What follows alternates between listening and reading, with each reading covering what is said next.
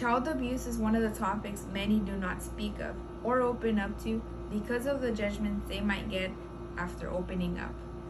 Hello, my name is Vanessa, and today I will be sharing 3 types of child abuse acts and how they affect the individual and people around them.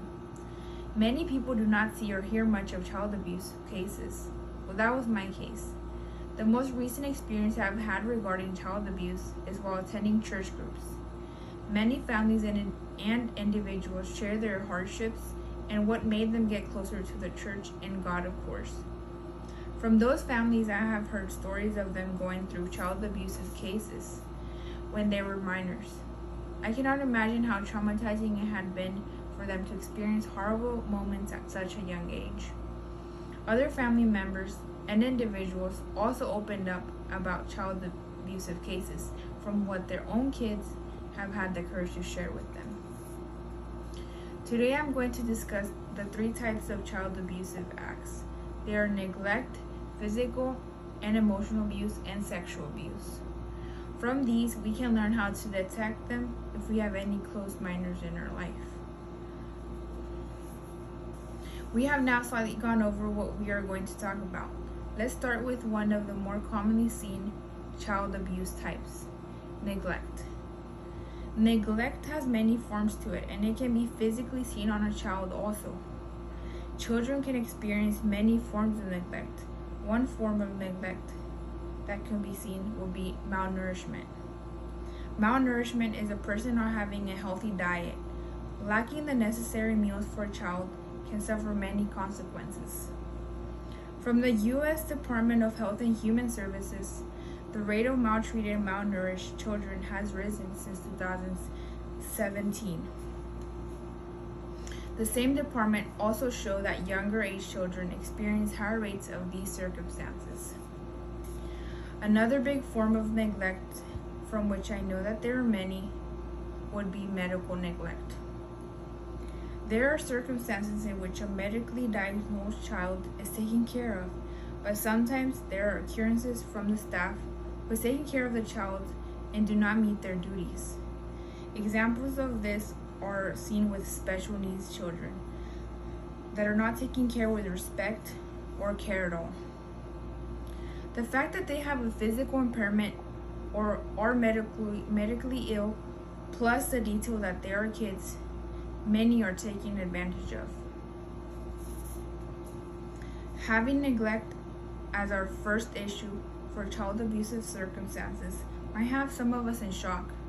The next topic of child abuse will be over physical and emotional abuse. Physical abuse can be seen on a minor's skin almost immediately. If the bruises are not apparent, there's a higher chance they are hiding those specific bruises under clothing. Children of the age of 6 months or younger are at a higher risk since they are defenseless. Physical abuse can be seen from unexplained bruises in very odd parts of the child's body. It can also mean having broken bones and burns. The Texas Department of Family and Protective Services tells us how to spot these issues. If children have frequent complaints, having odd burns in unexplained places, bites, marks of the use of a tool or instrument. Other than physical abuse, there is emotional abuse. This one might seem insignificant to some people. Emotional abuse, using the same source, is a mental or emotional injury that results in an observable and material impairment in a child's growth, development, or psychological functioning. For children that are the age of 3 and older, it occurs more and can be detected. The minor might start feeling under the weather, not social, not interacting with anyone, and can also present feelings of aggression. Most minors experience these issues while at school since they are not used to or may not like their surroundings. The last topic I would like to give a brief rundown is sexual abuse.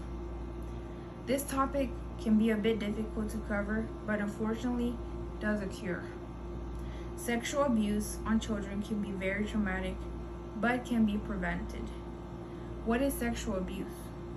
It is the act of any sexual activity between an adult and a child or between two minors being forced into the situation. Adult retrospectives show that 1 in 4 women and 1 in 6 men were sexually abused before the age of 18. This information comes from the Centers of Disease Control and Prevention. Many would say that sexual abuse is higher in adults, when in reality, minors have the higher number of it. Today I discussed 3 types of child abuse, which were neglect, physical, emotional abuse, and sexual abuse. A few of many facts were given to inform whoever's watching. Children should not grow under any of these circumstances. They can cause suffering not only to the individual, but also to the friends and family they have contact with.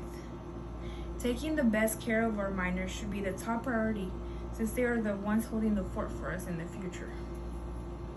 Thank you for watching this video today. I appreciate your time.